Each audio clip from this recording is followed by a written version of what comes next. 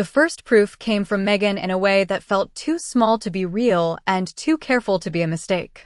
She sat across from me at my kitchen table with her backpack still on one shoulder, snow melting from the bottoms of her boots onto the mat by the door.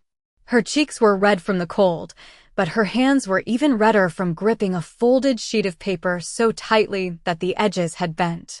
I made her cocoa because that was what I had always done when she came over after school, but neither of us touched our mugs.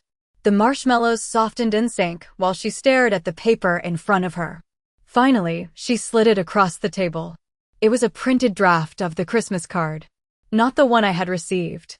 This one had the same photograph, the same fireplace, the same matching red sweaters, the same polished little smile Claire always wore when she knew a camera was pointed at her. But at the bottom, beneath the photo, the words were different. With love, Daniel, Claire, Megan, Noah, Buddy, and Grandma Eleanor. I read it once. Then again. My eyes stopped on my own name like it was a familiar face seen through a window. For a moment, I forgot to breathe. Megan whispered, that was the first version. She opened her phone and showed me a photo she had taken of her mother's laptop screen. I did not ask how she got it. I did not need to. The second version had been edited. My name was gone. Not moved. Not shortened. Removed. Megan's voice shook when she said, Grandma, Mom told the printer to keep the card cleaner. She said there were too many names. I looked at the picture again. Daniel's name stayed. Claire's name stayed. Megan and Noah stayed. Even Buddy stayed, listed like a beloved son in a house where I had apparently become extra clutter. I wanted to defend Claire out of habit. I almost said maybe she was rushed, maybe the printer misunderstood, maybe Christmas cards were silly things and not worth a family argument. That was the old part of me speaking. The part that had survived years of polite exclusions by making excuses for people who never made room for me. Then Megan showed me the message. It was short, almost businesslike. Please remove Eleanor from the final line. She is not part of the main family card this year. I sat very still. The refrigerator hummed behind me. A car passed slowly outside, tires whispering over the wet street. Megan wiped at her face with the heel of her hand and said, I asked her why, and she told me you did not fit the image this year. That was the sentence that settled inside me. Not loud. Not dramatic. Just clean and sharp. I folded the draft carefully and placed it beside the card I had received. One version proved I had belonged. The other proved someone had decided I should not. After Megan left that afternoon, I stayed at the kitchen table long after the cocoa had gone cold. The two cards lay in front of me like before and after photographs of the same wound. One showed a family that still had room for me. The other showed what Claire wanted the world to see. I used to think Claire disliked conflict. I had even admired that about her once. She never raised her voice at me. She never slammed doors or made scenes in restaurants. Her cruelty came dressed in soft sweaters and careful smiles. It came with explanations that sounded reasonable when spoken quickly enough. Eleanor is tired, she would say when Daniel asked if I was coming to the 4th of July cookout. Eleanor does not like crowds anymore. Eleanor said she might stay home. Most of the time, I had said no such thing. But by the time I heard about it, the day had already passed, the pictures had already been posted, and everyone had already accepted the version of me Claire had invented. I remembered Megan's middle school concert 2 years earlier. I had bought a small bouquet from Kroger and put on the navy coat Thomas always liked. When I arrived at the school auditorium, the program was already halfway over. Claire had texted me the wrong start time. She smiled afterward and touched my arm in front of everyone. Oh, Eleanor, I am so sorry. You must have misread it. Daniel looked embarrassed, but not at her. At me. As if my confusion had created the problem. Then there was Thanksgiving the year after Thomas passed. Claire told me they were keeping it quiet, just the 4 of them, because Daniel was overwhelmed. I baked a pumpkin pie anyway and left it on their porch so they would know I was thinking of them. Later that night, Facebook showed 20 people in their dining room, laughing under orange garland, my pie sitting on the counter behind them. Claire had not forgotten me. She had placed me outside the frame. That was her talent. She did not need to push me away with both hands. She simply moved the doorway a few inches each year until I found myself standing on the porch, wondering when I had stopped being invited inside. And Daniel let it happen because silence was easier than choosing. He had been my little boy once, the child who cried when I left him at kindergarten, the teenager who asked me to wait up until he came home from football games. Now he answered my hurt with tired sighs and sentences Claire had already polished for him. Sitting there with the Christmas card draft beneath my fingers, I finally understood that I had not been losing my family all at once. I had been erased slowly, politely, and with excellent manners. I did not sleep much that night. Around 2 in the morning, I went upstairs to the narrow closet beside the guest room and pulled down the old red storage box where I kept Christmas cards from years past. Thomas used to tease me for saving everything. "Ellie, one day this house will collapse under paper memories," he would say, but he always smiled when he said it. I carried the box downstairs and set it on the table. The lid made a soft scraping sound when I opened it, and the smell of old paper rose into the kitchen, faintly dusty, faintly sweet. The first card I found was from 6 years earlier, the last Christmas before Thomas got sick. There we all were in matching scarves at a tree farm outside Worthington. Thomas stood with one arm around me and one around Daniel. Megan was missing her 2 front teeth. Noah was still a toddler in Claire's arms. At the bottom, the card said, "With love from the Whitaker family, including Grandma Eleanor and Grandpa Thomas." I touched Thomas's printed face with one finger. The next year, after his passing, I was still in the picture, but I was standing at the far end, half hidden behind Daniel's shoulder. I remembered that day. Claire had said the light was better if I moved over. The year after that, I was not in the photo, but my name still appeared at the bottom. Smaller font. Same line. Then came the card where I had become Daniel's mother, Eleanor, as if I were an attachment to my own son instead of one of the people who had built his life.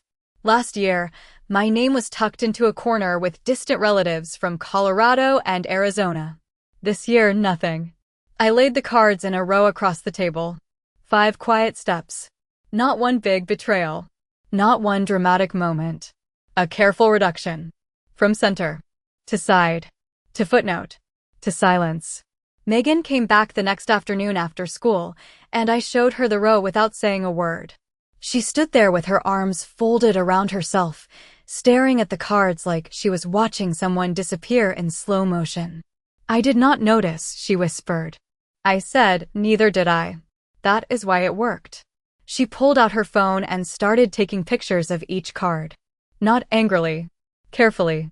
The way a person collects proof before anyone has a chance to call pain an overreaction. For the first time since opening that envelope, I felt something steadier than hurt. Claire had made a record of what she did. She just never expected me to read it. Daniel called the next evening, and I knew before I answered that Claire was standing somewhere nearby. His voice had that careful stiffness he used when he was repeating words that were not entirely his. "Mom, Claire said Megan came by your house again."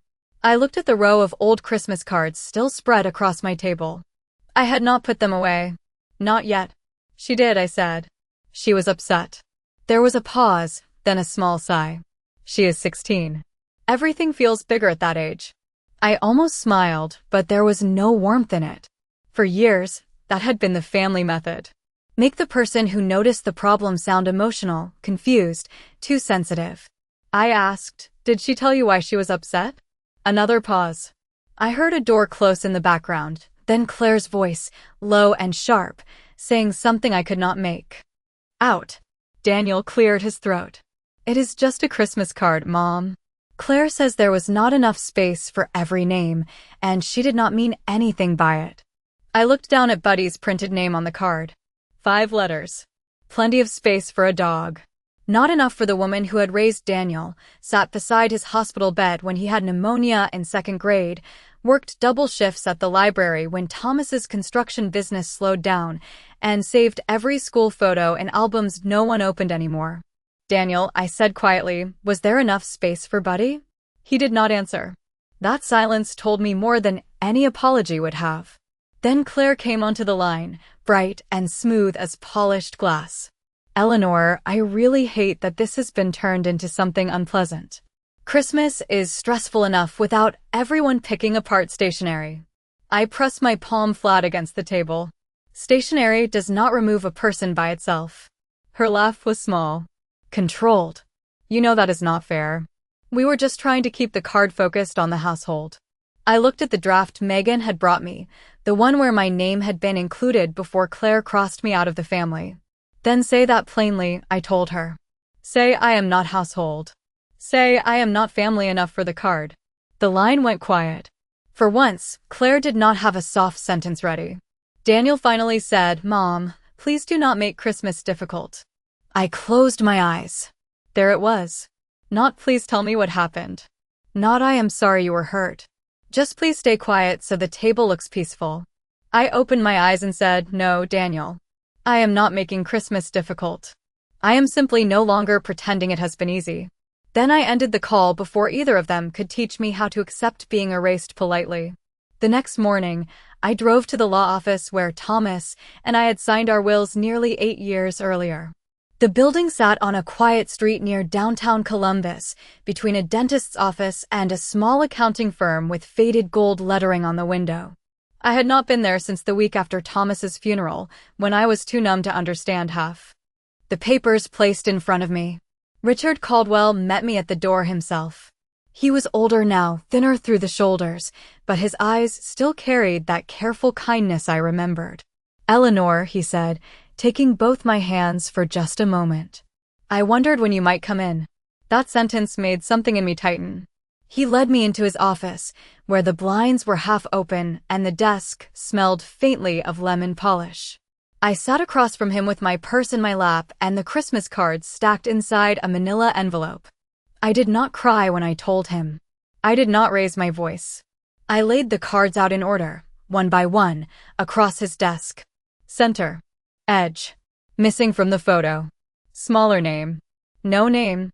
Then I showed him Megan's pictures of the draft and the message to the printer. Richard looked at each piece without interrupting. When he finished, he leaned back slowly and removed his glasses. Thomas was afraid of this, he said. The room seemed to grow smaller. Afraid of what? He opened a file cabinet behind him and pulled out a thick blue folder labeled Whitaker Family Trust. I recognized Thomas's handwriting on a yellow note clipped to the front. My throat tightened before I even read it. Protect Ellie from being made invisible. Richard gave me a moment, then explained that Thomas had placed several family assets into a trust after his diagnosis. The college funds for Megan and Noah. A housing account Daniel and Claire had used for renovations. Holiday and family support expenses. All of it was meant to strengthen the family, not finance anyone's ability to push me out of it. There is a conduct clause, Richard said gently. Your husband insisted on it. If a beneficiary uses trust resources while deliberately isolating, humiliating, or excluding you from family standing, access can be frozen pending review. I stared at him. Thomas had seen further than I had. Even after he was gone, he had left one hand on the door I was being pushed away from. Richard tapped the card softly. This is not just a Christmas card, Eleanor. It is a pattern. I looked down at Thomas's note again.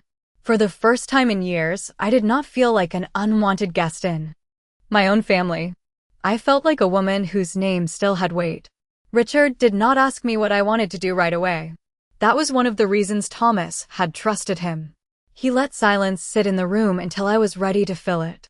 I looked at the trust folder, then at the Christmas cards lined across his desk, and I understood something that made me feel both foolish and free. I had been waiting for my family to remember my place, while Thomas had already protected it in writing. I do not want to punish the children, I said. Megan and Noah did nothing wrong. Richard nodded. The college funds are protected. This would only affect discretionary access used by Daniel and Claire. Discretionary. It was such a clean word for money I had never thought about. The renovated kitchen Claire had shown off last spring. The professional family portraits. The private club membership Daniel said was good for business. The holiday cards printed on thick paper with gold foil around the edges. Richard reviewed the account records on his computer while I sat with my hands folded in my lap. The clicking of his mouse sounded oddly loud. After a few minutes, his expression changed, not dramatically, just enough for me to notice. Several recent family image expenses were reimbursed through the trust, he said. Cards, photography, a Christmas dinner deposit, and some event planning costs. I almost laughed, but it came out as a breath. Thomas's money had helped pay for the card that removed his wife. The thought should have broken me. Instead, it cooled something inside me. Richard printed the records and placed them in a folder. We can request a formal review. Quietly. No public filing unless they contest it. I watched snow gather along the windshield wipers. No, sweetheart, I said. You told the truth. Some people call that betrayal when they were depending on silence. After we hung up, I sat in the parking lot with the heater running and Thomas's old scarf wrapped around my neck. For the first time, I did not feel erased. I felt documented. By the time I pulled into my driveway, the porch light had already clicked on. It made a small yellow circle on the snow, the same way it had for years when Thomas came home late from job sites and I waited up with coffee. I sat in the car for a moment before going inside because I knew the house would be quiet, and quiet had started to feel different. It was no longer empty. It was listening. Inside, I hung Thomas's scarf on the hook by the door and placed Richard's folder on the kitchen table beside the Christmas cards. The neatness of it all almost frightened me. 5 cards. 2 printed records. 1 trust clause. 1 message from Claire to the printer. A family can pretend for years that pain is just misunderstanding. Else. A small sound followed, like she was moving across her room. Last year, before the Christmas open house, Mom emailed the photographer. I saw it because she used my laptop when hers froze. She asked him to crop you out of one of the old pictures for the slideshow. My hand tightened around the phone. Not enough to hurt. Just enough to remind me I was still sitting there. Do you still have it? I asked. I took a screenshot back then because it felt wrong. I just sent it to your email. After we hung up, I opened my laptop. The message was there. Claire's words were polite, efficient, almost cheerful. Please use the version without Eleanor. The cleaner family image works better for the display. I read it once. Then I printed it. The printer hummed in the corner, slow and steady, feeding the page out inch by inch. When it finished, I placed it on top of Richard's folder. The house was silent again, but I was not alone in it anymore. The truth had arrived, 1 page at a time. Christmas Eve arrived with a pale sky and a cold wind that moved through Columbus, like it was looking for cracks in every window. I spent the morning doing ordinary things because ordinary things keep your hands from trembling. I watered the small poinsettia by the sink. I wrapped a book for Megan and a model airplane kit for Noah. I ironed the cream blouse Thomas had bought me for our last anniversary, the one with pearl buttons that were slightly too delicate for my old fingers. At 4:30, I placed Richard's folder in my purse. Not on top. Not hidden. Just where it belonged. Claire had invited the extended family for dinner that year, not because she suddenly wanted closeness, but because Christmas Eve was one of her stages. She liked a full room, a decorated table, candles in silver holders, and guests who admired the garland wrapped around the staircase. When I arrived, the house looked like a magazine spread. White lights on the porch. A wreath with red berries on the door. Music floating from hidden speakers. Claire opened the door wearing a green velvet dress and a smile that did not reach her eyes. Eleanor, she said, as if my name had become something fragile she was. Forced to carry. We were starting to wonder if you were coming. I said I would, I answered. Daniel appeared behind her, looking tired before the evening had even begun. He kissed my cheek quickly and took my coat. Megan stood near the dining room archway, stiff and quiet in a red sweater. When our eyes met, she gave me the smallest nod. I gave one back. At dinner, Claire placed me at the far end of the table, close to the kitchen entrance, where people passed behind my chair carrying rolls and serving bowls. I did not object. I had learned that some seats tell the truth more clearly than words. The meal began with polite conversation. Weather. School. Daniel's work. A neighbor's new puppy. Then Claire lifted her glass and smiled at everyone. I just want to say how grateful I am for this family. This year has reminded me how important it is to protect the peace in our home.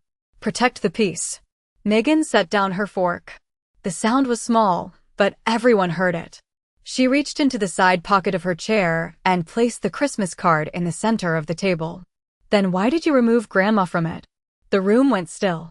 Claire's smile stayed in place, but the color left her face one shade at a time. Daniel whispered, Megan. I opened my purse and placed my folder beside the card. Not quickly. Not dramatically. Just carefully enough that every eye followed my hand. Claire looked at the folder as though it were something rude I had brought into her perfect room. For a few seconds, no one moved. The candles kept burning.